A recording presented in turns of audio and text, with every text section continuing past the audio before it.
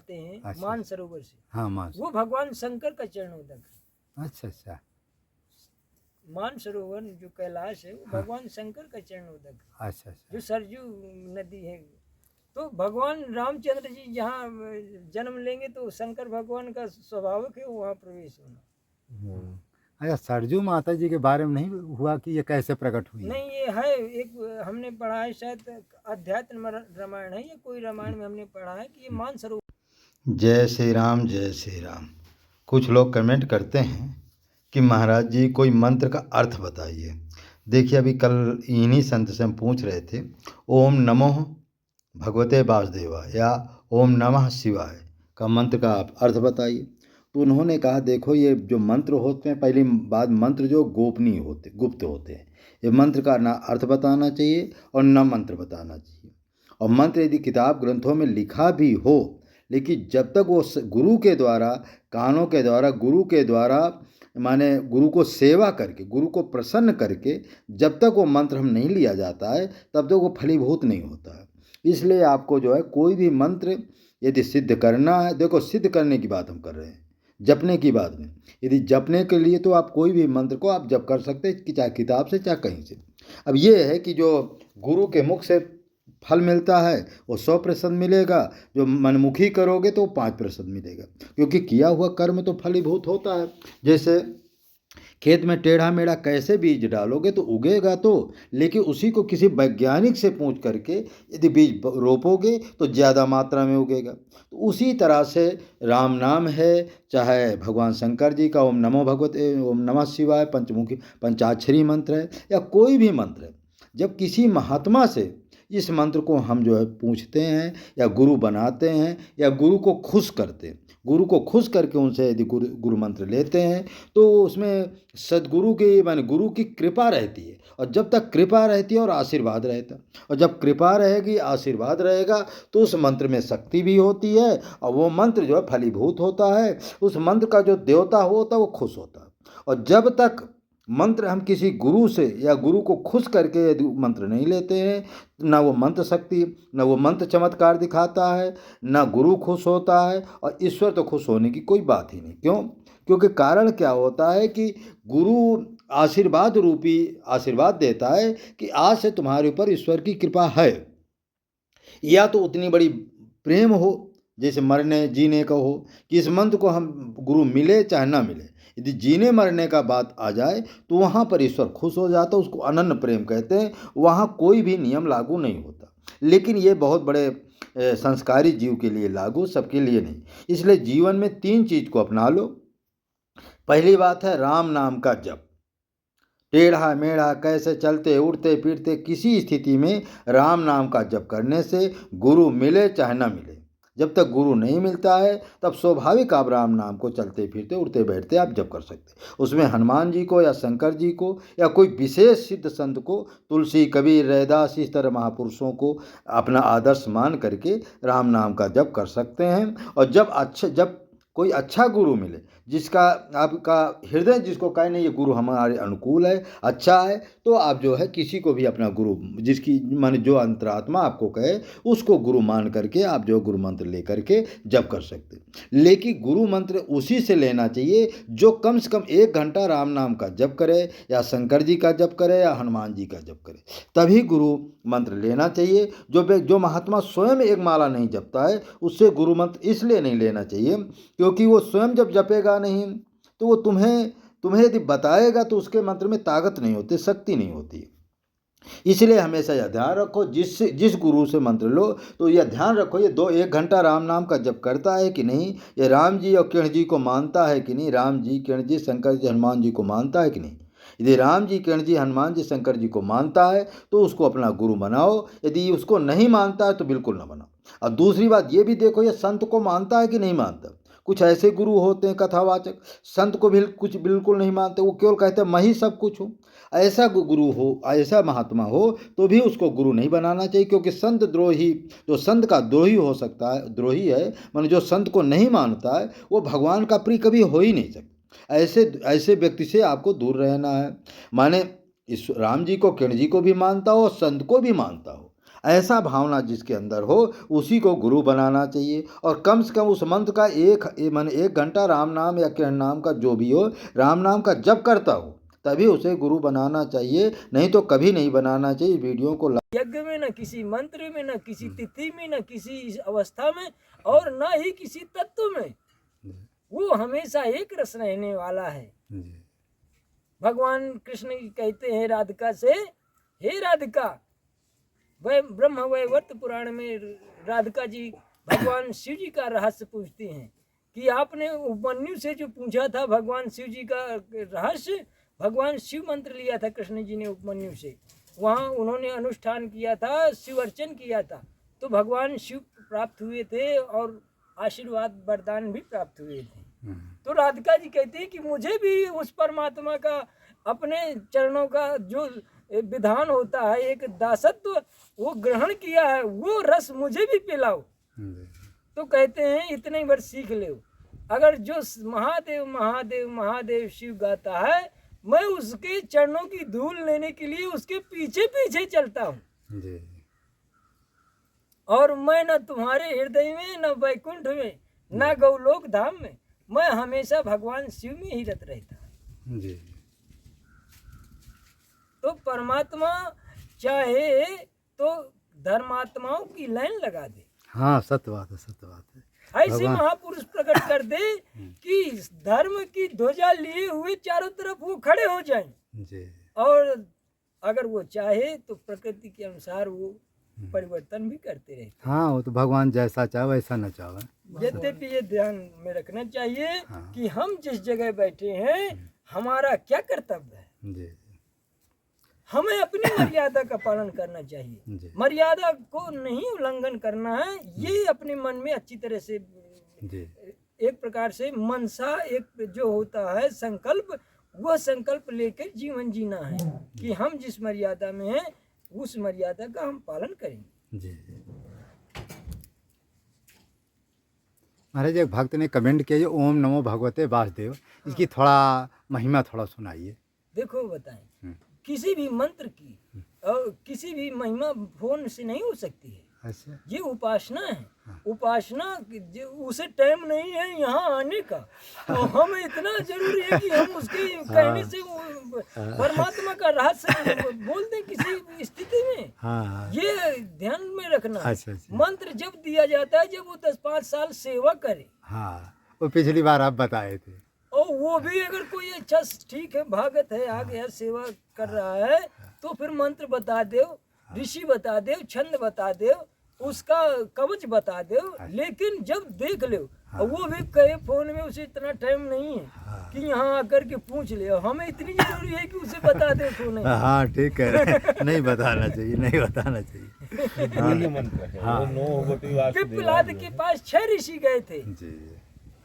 तो पिपलाद से बोले हमें परम तत्व के बारे में, बोले पेड़ के नीचे बैठो, 1 वर्ष बैठो। 1 वर्ष बैठो।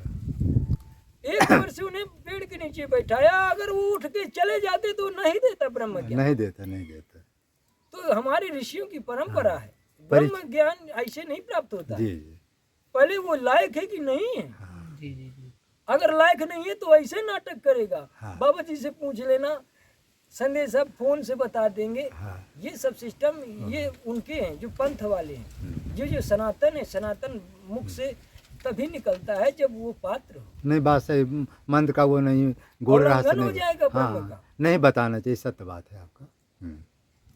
यही उल्लंघन किया था लक्ष्मी जी ने।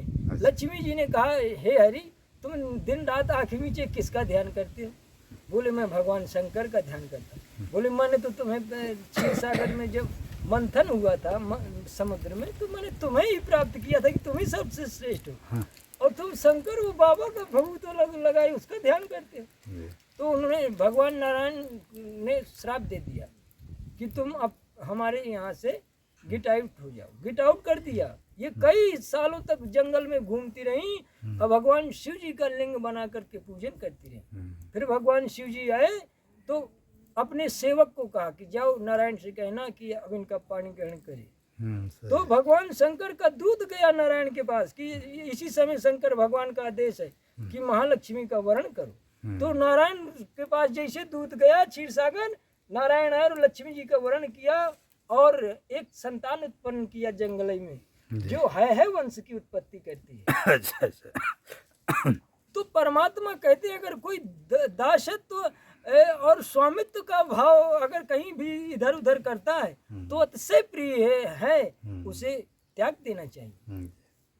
तो ये मर्यादा है, मर्यादा कोई तोड़ता है मर्यादा तो उसका परित्याग बताया गया। माने हमारे इष्ट देव का कोई अपमान करे, हाँ, उसको त्याग करना दे। बिल्कुल, चाहे कितना भी प्रिय हो। हाँ, सत्य बात। यद्यपि लक्ष्मी हाँ, को ज्ञान है, ज्ञान है, वो ये संसार में हम सबको बताने के लिए ये सब नाटक करते हैं। जी नाटक करते हैं कि अगर तुम्हारे साथ भी ऐसा कोई बर्ताव विधान हो जाए तो तुम्हारा अतिशय प्रिय भी हो तो इष्ट के प्रति अगर ऐसा भाव रखता है तो त्याग दो। सत्य बात है।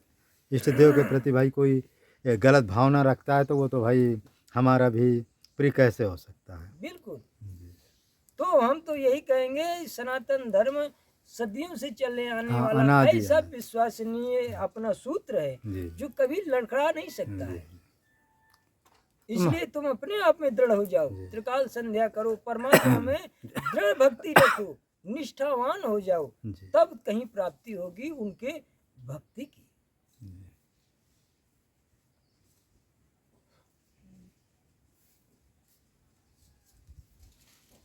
बिना श्रद्धा और विश्वास के भक्ति नहीं मिल सकती। विश्वास सूत्र में ही राम।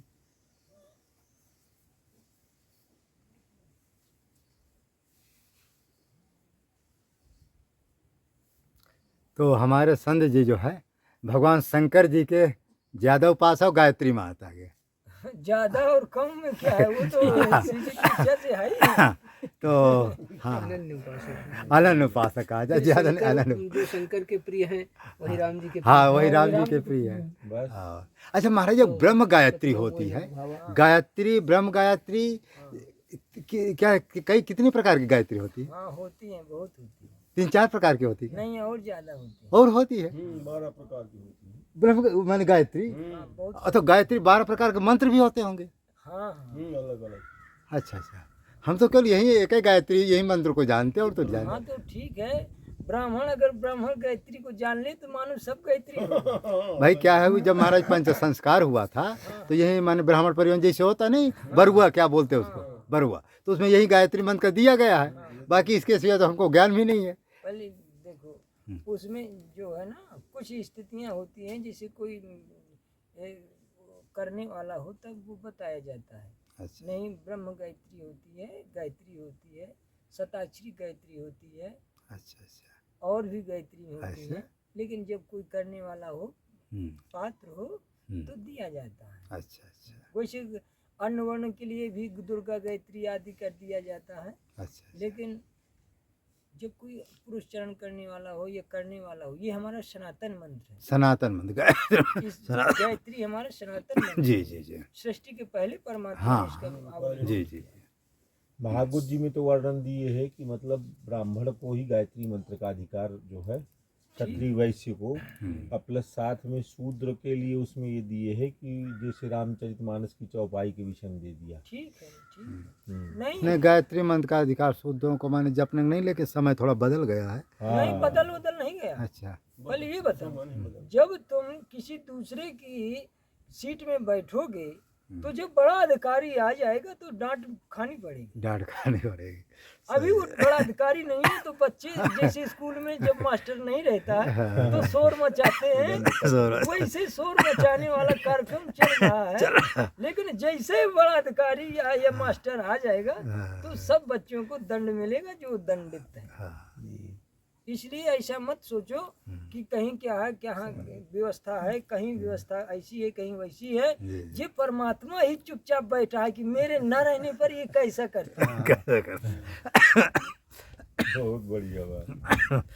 नहीं कब से चला आ रहा है सनातन। जी जी जी। कोई के नाक काटने के लिए कोई कहा, कोई मैं गर्दन काट दूंगा जो चंदन लगाओगे, मुख बोलोगे तो ओठ जीभा कट जाएगी। लेकिन आज तक सनातन किसी से रुका है रोकने पर? नहीं रुका, नहीं रुका। तो बस यही समझ लो कि ये मतलब परेशान करने वाले ये बता रहे हैं कि कोई ऐसी शक्ति है कि रोकने पर भी प्रवाह इतना प्रबल है कि रोकने पर भी उसकी वो खड़ी हुई दीवार बह जा रही है, बह जा रही। लेकिन ये प्रवाह सदियों से चला जा रहा है। जी, इस बार तो प्रवाह माने महाकुंभ में देखा गया। रेला जो है सनातन का, महाराज इस बार बड़ा विचित्र महाकुंभ का रेला रहा सनातन के प्रति, जो कभी माने गंगा जी स्नान किए ही नहीं।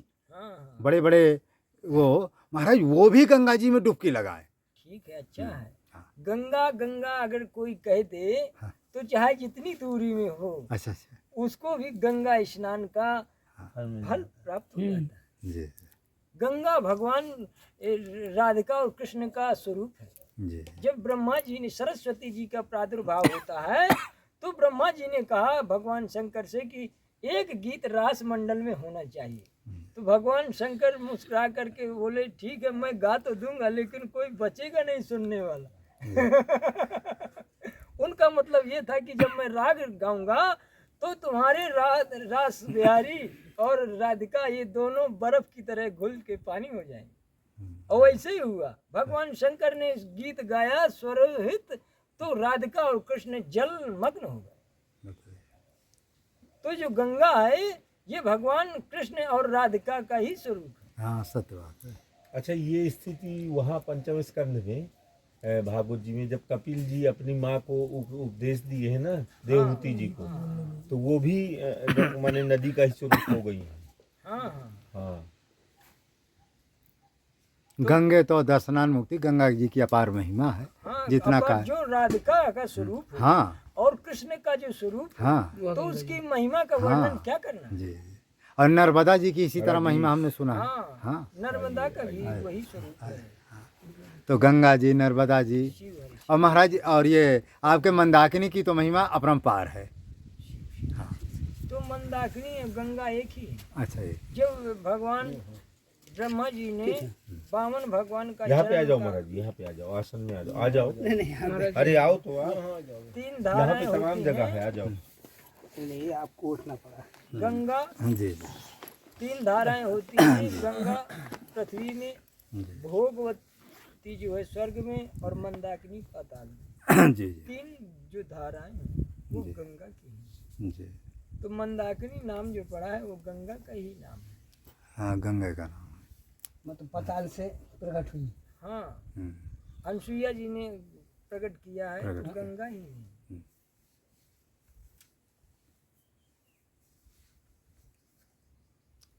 तो महाराज जी इसकी तो देखो सुरसरी, सरसई, दिनकर कन्या, मेकल सुधा, गोदावरी धन्या, तो सारी देवी नदियां मंदाकिनी की प्रशंसा कर रही हैं जब भगवान राम जी। इसका मतलब नदियों में श्रेष्ठ है। सरिद्वर भी कहीं कहीं की इनको कहा गया है। यद्यपि देखा जाए तो भगवान कृष्ण अच्छा, और राधिका का स्वरूप है तो श्रेष्ठ है। हाँ श्रेष्ठ है ये। उसमें क्या पूछना। कभी भी ध्यान में रखना चाहिए, जिस देवता की और जिस देवी की जब महत्तम चलता है जी, तो उसे सर्वोपरि ही बना करके चलाया जाता है। हाँ सर्वोपरि बना के। अब देखो कैलाश से सरयू का प्रकट बताते हैं अच्छा। मान सरोवर से, हाँ मास, वो भगवान शंकर का चरणोदक है। अच्छा अच्छा मान सरोवर जो कैलाश है वो भगवान शंकर का चरणोदक है, अच्छा अच्छा, जो सरयू नदी है। तो भगवान रामचंद्र जी जहाँ जन्म लेंगे तो शंकर भगवान का स्वाभाविक है वहाँ प्रवेश होना। अच्छा सरजू माता जी के बारे में नहीं हुआ कि ये कैसे प्रकट हुई? नहीं, ये है एक हमने पढ़ा है, शायद अध्यात्म रामायण है या कोई रामायण में हमने पढ़ा है कि ये मान सरोवर से आई है। सरजू माता जी, हाँ। सरजू जी, सरजू का उद्गम मान सरोवर बताया गया अच्छा, है, अच्छा। कैलाश मान सरोवर। तो वहाँ से जो आई है तो मानो शंकर भगवान का चरणोदक है। अच्छा अच्छा, तो और ये विष्णुपति बोली गई, ये विष्णु भगवान के चरणों से निकली है, तो विष्णु जी के चरणों में समाई भी थी वो।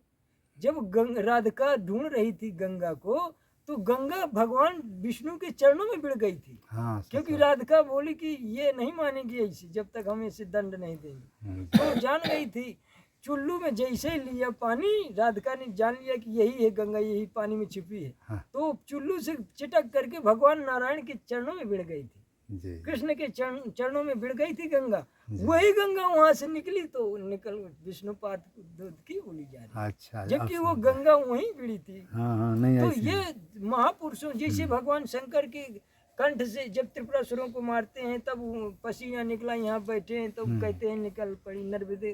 तो ये भगवान ये जो लीलाएं की हैं इसलिए कि आगे चल के जगत के लिए जल की भी व्यवस्था हो गई और उनके जो अध्यात्म में भाव भरे हैं देवी में उससे उनके पापों का क्षय का भी विधान हो गया और कल्याण की भी स्थिति हो गई। इसमें किसी भी स्थिति में ध्यान में रखना चाहिए, या देवी हो या देवता हो, जी वो सर्वोपरि है क्योंकि वो वही है, जी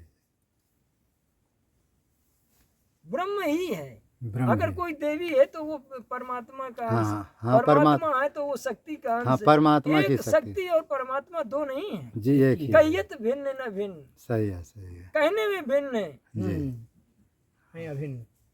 हाँ अभी जी। वैसे भी देखो जब पार्वती जी और शंकर जी का अभिनय दिखाई कि मैंने दोनों एक ही है। राम जी मान विष्णु जी पार्वती वो माता लक्ष्मी जी का एक जानकी जी और राम जी को एक आगे बताया गया है और राधा और कृष्ण जी को भी देख रहे हैं सब कि एक तो एक दूसरे से अभिन्न तो ही है और एक दूसरे की शक्ति ही है। अच्छा भगवान शंकर जी बार बार कहते तुम्हारी शक्ति के बिना मैं कुछ कर ही नहीं सकता। हाँ ये हमेशा अगर नहीं एक दूसरे का भाव व्यक्त हाँ, करेंगे हाँ तो जीवन की जो हाँ, व्यवस्था है हाँ, वो रंगमय कैसे होगी। रंग में कैसे हो सकती है। और वो यद्यपि कहते हैं कर्म हमें सिखाते हैं, जी जितनी भी लीलाएं भगवान करते हैं जी वो केवल हमारे अनुसरणीय है, जी वो केवल हमें एक प्रकार से मार्गदर्शन दे रहे हैं। जी हमें उनका मार्ग जो महापुरुष या शास्त्र या माता पिता गुरुजन जो भी लीला के द्वारा या वाणी के द्वारा या किसी भी स्थिति से हमें अगर वो मानो कि धर्म की रूपरेखा बताएं या अनुसरण हमें करना, ये हमारा धर्म बनता है। जी अगर ऐसा हम नहीं करेंगे तो समझ लेना चाहिए कि हम पूर्ण रूप से भ्रमित हैं, भ्रमित क्योंकि शास्त्र और गुरु और माता ये हमेशा कल्याण करते हैं, जी हमेशा कल्याण करते हैं। हमेशा कल्याण। कोई बहुत से ऐसे वक्तव्यों में आता है कि शास्त्र ऐसे लिखे गए हैं वैसे लिखे गए हैं, तो ये समझ लेना चाहिए कि इसका धर्म नष्ट हो चुका है, जी क्योंकि जो शास्त्र लिखे हैं वो किसी महापुरुषों ने अनुभव लिख दिया।